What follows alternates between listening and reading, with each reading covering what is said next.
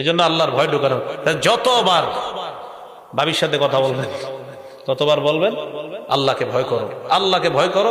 আর মা বোন যারা আছেন আপনারা স্বামীকেও বলবেন আপনি যেখানে থাকেন আল্লাহকে ভয় করেন। এই ভয়ের কথাটা প্রতিদিন দুই দলকে স্মরণ করাইয়া দেন যে আল্লাহকে ভয় করো। এই কথা উভয় দলকে স্মরণ করান।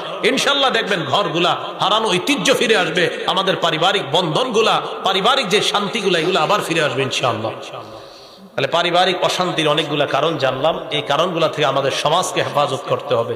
আল্লাহ পাক রব্বুল আলামিন বিশেষ করে যেন আজকের এই আলোচনাকে কেন্দ্র করে আমাদের এই হোসেনপুরটা একটা সুন্দর, একটা সুস্থ, আলোকিত একটা হোসেনপুর সবাই মিলেমিশে যেন গঠন করতে পারি।